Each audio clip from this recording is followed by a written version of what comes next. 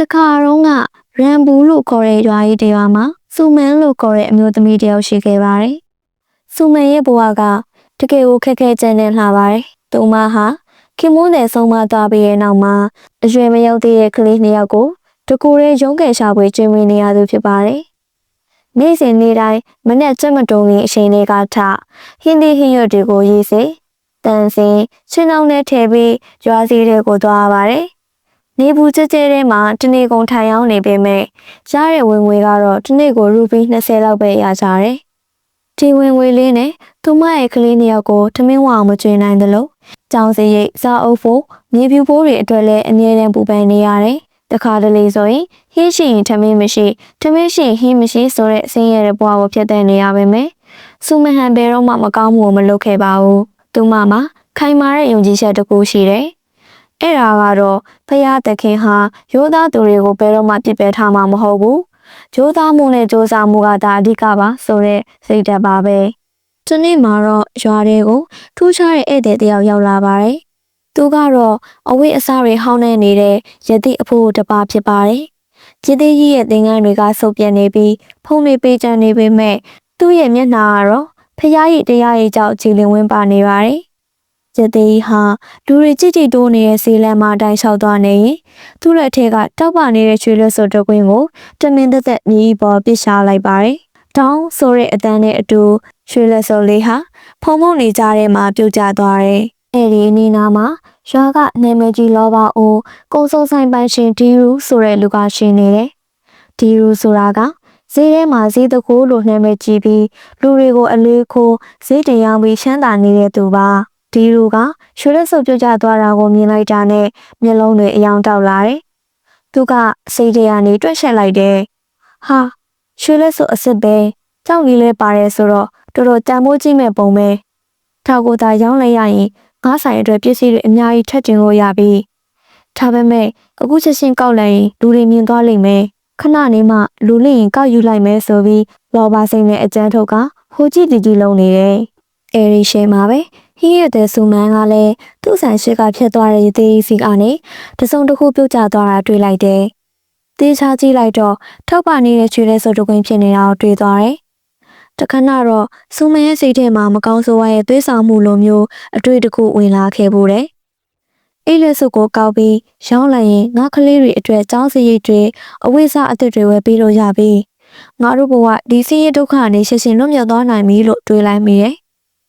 သူမရဲ့ကလေးတွေငတ်ပြနေတဲ့မျက်နှာလေးတွေမြင်အောင်လာတဲ့အခါယူလိုက်ရှင်တဲ့စိတ်ကပုံများလာတယ်။ဒါပေမဲ့ချက်ချင်းဆိုသလိုပဲသူမရဲ့ရိုးသားတဲ့မူလစိတ်ရင်းကအဲ့ဒီအတွေ့ကိုတားမြစ်လိုက်တယ်။မဟုတ်ဘူးဆိုမှဒါနည်းပစ္စည်းမဟုတ်ဘူး။သူများပစ္စည်းကိုယူပြီးရှမ်းတာလာရင်လဲစိတ်ရှမ်းတာရမှာမဟုတ်ဘူး။ပိုင်ရှင်ကိုပြန်ပေးမှဖြစ်မယ်။ဒီလက်စုပ်ကအဲ့ဒီအဖိုးကြီးအတွက်အရင်အရေးပါရှင်ပါလိမ့်မယ်ဆိုပြီးတတိဝင်လာတယ်။ဒါနဲ့လက်စုပ်ပိုင်ရှင်ရဲ့သေးနောက်ကိုအပြေးလိုက်သွားပါတော့တယ်။အဖိုးခဏလောက်ရက်ပါအောင်အဖိုးပစ္စည်းကြကြံခဲ့လို့ပါဆိုပြီးမုံမုံနဲ့လှန်အောင်လိုက်တယ်။ရသေးကြီးကရှေးလန်းကိုရက်ပြီးလှည့်ကြည့်လိုက်တယ်။စူမန်ကအမောတကောနဲ့ရသေးလက်ထဲကိုရွှေလက်စုပ်လေးထည့်ပေးလိုက်တယ်။အဖိုးဒါကအဖိုးရဲ့လက်စုပ်ပါခုနကဈေးလမ်းမှာကြကြံခဲ့တာတွေ့လို့လာပေးတာပါလို့ပြောလိုက်တယ်။ရသေးကြီးကစူမန်ကိုပြုံးပြီးစူးစူးဆိုင်ဆိုင်ကြည့်လိုက်တယ်။တကယ်တော့သူကတာမန်ရသေးမဟုတ်ပဲဘိုးတကိုကြီးတဲ့ပုဂ္ဂိုလ်တစ်ပါးဖြစ်ပြီးလူတွေရဲ့စိတ်နဲ့သဘောထားကိုစမ်းသပ်ရှင်တာဖြစ်ပါတယ်။သမီးကိုကြည့်ရတာအဝိစားတွေလည်းဟောင်းလွှမ်းနေတယ်။ပြင်းပန်းစင်းရဲနေပုံလည်းရတယ်။ဒီလက်စုပ်ကိုအဖိုးမတီအောင်ယူလိုက်ရင်သမီးဘဝပြောင်းလဲသွားနေတာပဲ။ဘာလို့ပြန်လာပေးရလဲ။ယူလိုက်ပါလား။ဘယ်သူမှမသိပါဘူး။သမီးအတွက်အသုံးဝင်မှာပါလို့ရသေးကြီးကမြူဆဲပြီးပြောလိုက်တယ်။စူမန်ကပြပြတသားပဲကောင်းခါပြီးညင်လိုက်တယ်။စင်းရဲတာကကိစ္စမရှိပါဘူးအဖိုး။ကြားပေမဲ့ရိုးသားမှုကတော့လူတယောက်အတွက်အရေးကြီးဆုံးဂုဏ်သိက္ခာပါ။မပိုင်းတဲ့ပစ္စည်းကိုမလို့ရှင်ပါဘူး။အဖိုးပစ္စည်းအဖိုးပြန်ယူပါ။ကျမကလေးတွေကိုလည်းမကြိုးမသားချထားတဲ့ပတ်စံနဲ့ဝယ်ကျွေးရထမင်းမကျွေးရှင်ပါဘူးလို့ပြောပြီးလက်စုပ်ကိုအတင်းပြန်ထည့်ပေးလိုက်တယ်။ရသေးကြီးကအားရစွာနဲ့ပြုံးလိုက်ပြီးသမီးကငါရဲ့စမ်းသပ်မှုကိုအောင်မြင်ပါပြီ။ဒီခေတ်ချင်းမှာစင်းရဲတာတောင်ရိုးသားမှုကိုမဆုံးလွတ်တဲ့သူမျိုးတွေ့ရခဲ့ပါတယ်။သမီးရဲ့ရိုးသားမှုအတွက်ထိုက်တန်တဲ့ဆုလက်တစ်ခုပေးပါမယ်ဆိုပြီးသူ့ရဲ့လွှဲကြီးထဲကနေဟောင်းနှွဲ့တဲ့ပတ်စံကြီးလေးတစ်လုံးကိုထုတ်ပေးလိုက်တယ်။အိတ်လေးကကြည့်ရတာအယောင်တွေလွင်ပြီး စုပ်ပြတ်နေပေမဲ့ထူးခြားတဲ့အငွေသက်တွေထွက်နေပါတယ်။ပြီးတော့ရသေးကြီးကအိတ်ရဲ့လှုပ်ဝက်ချက်ကိုပြောပြလိုက်တယ်။သမီးဒီပတ်စံကြီးဟာတာမန်ပတ်စံအိမ်မဟုတ်ပါဘူး။ရိုးသားတဲ့လုံအားနဲ့ရတဲ့ပတ်စံကိုထည့်လိုက်ရင်ဆဲဆအစ20ပွားပေးမဲ့မော်အိတ်ပါ။ဒါပေမဲ့အထူးသတိထားရမယ့်အချက်တစ်ချက်ရှိပါတယ်။လောဘနဲ့မယိုးမသားတဲ့ငွေကိုထည့်ရင်ဒါပေါမဟုတ်ကိုကျိုးအတ္တအတွက်ဇင်ခံမှုအတွက်တက်သုံးရင်အစမ်းပြမှာမဟုတ်ပါဘူးအမိုက်တွေပဲဖြစ်သွားလိမ့်မယ်အများအကျိုးသူတစ်ပတ်အကျိုးနဲ့လိုအပ်ချက်အစိမ်အမှန်အတွက်သုံးမှာပဲအစမ်းပြမှာပါလို့မှားကြပြီးလူအုပ်ထဲပျောက်ကွယ်သွားတယ်ဆန်ရှင်ဒီရူကတော့အဝေးကနေကြည့်ပြီးနှာခေါင်းချုံလိုက်တယ်အဖိုးကြီးကရှူလက်စွပ်ကိုပြန်ယူပြီးအိတ်အစိုးကြီးပေးသွားတယ်ဒီမိမတော်တော်အားတာပဲဒါပေမဲ့ရသေးပေးသွားတဲ့ဆုလက်ဆိုတော့တခုခုထူးခြားမှာပဲဆိုပြီးမနာလိုဝင်တို့စိတ်နဲ့စောင့်ကြည့်နေတယ်။ဆိုမဲ့ဟာအီးမေးလ်ရောက်တာနဲ့ရသေးစကားကိုစမ်းသပ်ကြည့်ရှင်တာနဲ့ဒီနေ့တနေ့ကိုဟင်းရရောင်းလို့ရတဲ့သူ့လိုအခါရူပြီး10တန်းလေးကိုအိတ်ထဲထည့်ပြီးခေါင်းအောက်ထားကအိတ်လိုက်တယ်။ညဘက်မှာသူအိတ်မပြောနိုင်ဘူး။တကယ်များပေါရမလားဆိုပြီးရင်ခုန်နေတယ်။မနက်မိုးလင်းလို့စက်တုံတန်ကြတာနဲ့အိတ်ဖွင့်ကြည့်လိုက်တဲ့အခါစုံမမျက်လုံးပြိုသွားတယ်။အိတ်ထဲမှာ12ရွက်စုပေါင်း20ဖြစ်နေတာတွေ့လိုက်ရတယ်။ဖေတကယ်ပဲပွားလာတာပဲဆိုပြီးဝမ်းသာသွားတယ်။အဲ့ဒီငွေနဲ့ကလေးတွေအတွက်လိုအပ်တဲ့ကြောက်တင်မုံတွေ၊မြေဖြူတွေ၊စာအုပ်တွေဝယ်ပေးလိုက်တယ်။ကလေးတွေပြောနေတာမြင်တော့စူမန်လည်းပီတိဖြစ်ရတယ်။နောက်ရက်တွင်မှလည်းစူမန်ဟာရှားတဲ့ငွေကိုထည့်လိုက်ပွားလာလိုက်နဲ့ရောဂါပျက်စီးနေတဲ့ရေတွင်အတွက်ကျိုးတွေဝယ်လို့လမ်းမိတိုင်းတွေပြင်ပေးဆေးမကုနိုင်တဲ့ဆင်းရဲသားတွေကိုဆေးဖို့ပေးနဲ့ကောင်းမှုကုသိုလ်တွေကိုဆက်တိုက်လုပ်နေတော့တာပေါ့ရွာသူရွာသားတွေကလည်းစူမန်တယောက်ဘယ်ကနေပတ်စံတွေရပြီးဒါလောက်လူရမ်းနိုင်တာဖြစ်နေရတာလဲဆိုပြီးအံ့ဩနေကြတယ်ဒါပေမဲ့လူဆိုတော့လောဘနဲ့မကင်းနိုင်ကြပါဘူးတရက်မှာတော့စူမန်ကငါလည်းပင်ပန်းနေပြီငါအတွက်စိန်ခံပစ္စည်းလေးတစ်ခုလောက်တော့ဝယ်သင့်တာပေါ့တောက်ပါတဲ့ပိုးဆိုင်အင်းအသစ်လေးတစ်ထဲလောက်ဝယ်ဝင်ကောင်းမလားလို့တွေးပြီးပတ်စံကြီးထဲကိုငွေထည့်လိုက်တယ်နောက်တစ်နေ့မနေ့ကျတော့ပတ်စံကြီးကိုဖွင့်ကြည့်တဲ့အခါစူမန်ထိတ်လက်တုန်လှုပ်သွားတယ်။အိတ်ထဲမှာပတ်စံတွေတရားမှမရှိတော့ပဲတည့်ရွက်လျှောက်တွေဖုံဖုံတွေပဲကျန်နေတာကိုတွေ့လိုက်ရတယ်။စူမန်ရေမက်စီတီးပြီးငိုကြွေးမိတယ်။အဲ့ဒီတော့မှရေသေးရဲ့စကားကိုပြန်ကြားအောင်ပြီးသဘောပေါက်သွားတယ်။အော်ဒီအိတ်ကကိုချိုးအတ္တအတွက်စိန်ခံမှုအတွက်သုံးရင်အလို့မလုပ်ဘူးပဲ။လိုအပ်ချက်အစိမ့်မှန်အတွက်သုံးရမှာပါလားဆိုပြီးနောင်တရာကနောက်ပိုင်းမှာတော့ကိုကျိုးအတွက်မသုံးတော့ပဲအများအကျိုးအတွက်ပဲသုံးပါတော့တယ်။တစ်ဖက်မှာတော့ဒီလူကစူမန်နေ့တိုင်းအလူလုံးနေနိုင်တာကိုကြည့်ပြီးမတင်ကားဖြစ်နေတယ်။ဒီမိမအဲ့ဒီအစုပ်ကြီးရပြီးမှချမ်းသာလာတာဒါသေးချာပေါက်မှော်အိပ်ပဲနေမှာအဲ့ဒီအိတ်သားငါလက်ထဲရောက်ရင်ငါတော့တချိဖြစ်ပြီး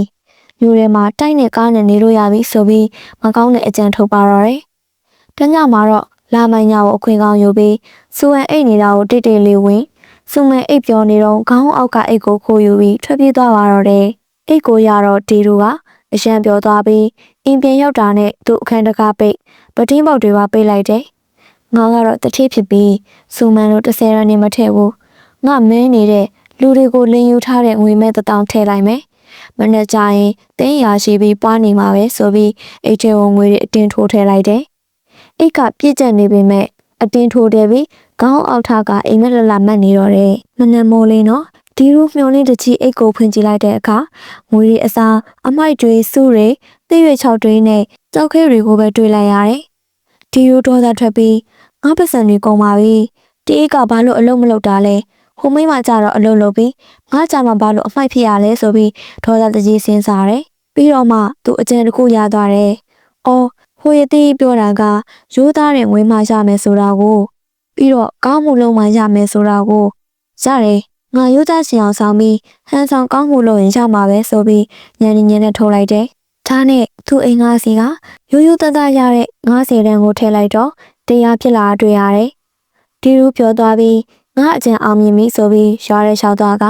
ဟန်ဆောင်ပြီးအလှအတန်းတွေလိုက်လို့ပါတော့တယ်။စင်ရသားတွေကိုပတ်စံလိုက်ပေးတယ်။မုတ်တွေဝဲကျွေးတယ်။ဒါပေမဲ့သူ့စိတ်ထဲမှာတော့စေတနာနည်းနည်းလေးမှမပါပါဘူး။မျက်နာကပြုံးပြီးပေးနေပေမဲ့စိတ်ထဲမှာတော့ငါအခု900လှူလိုက်ရင်အိတ်ထဲကနေ9000ပြန်ရမှာမြင်မြင်ယူလိုက်ကြစမ်းဆိုတဲ့လောဘစိတ်နဲ့ရင်းနှီးမြှုပ်နှံမှုသဘောမျိုးလုပ်နေပါတယ်။ညရောက်တော့ဒီလူကသူလူထားသမျှပြန်ရဖို့မျှော်လင့်ချက်နဲ့အိတ်ထဲဝင်ငွေတွေထည့်ပြီးအိတ်ရောင်ဝင်နေ မနေ့ကျတော့အိတ်ကိုဖွင့်ကြည့်လိုက်တဲ့အခါအရင်တစ်ခါလိုပဲဝင်းမရှိပဲစူးတွေကြောက်ခဲ့တွေပဲရှိနေပြန်တယ်။တီရူဒေါ်သာထွက်ပြီးအော်ဟင်းနေတော့ရသေးသူ့အခန်းထဲမှာရုတ်တရက်ပြန်ပေါ်လာတယ်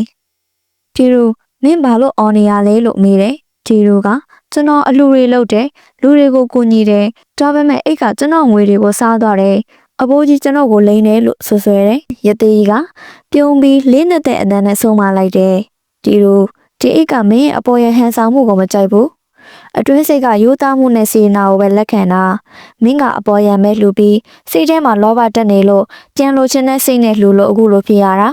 စေရနာအမှန်မပါရင်နှလုံးသားဖြူစင်မှုမရှိရင်ဘယ်ရမှအကျိုးမပေးဘူးမင်းရဲ့မယိုးသားမှုကမင်းကိုဒုက္ခပေးတာပဲလို့ပြောလိုက်တယ်ဒီလိုလဲရသေးရဲ့စကားကြောင့်နောင်တရပြီးဖြစ်သွားတယ်သူ့ရဲ့လောဘစိတ်ကြောင့်ချီရငွေလဲကုန်အချက်လဲကွဲရပြီလေ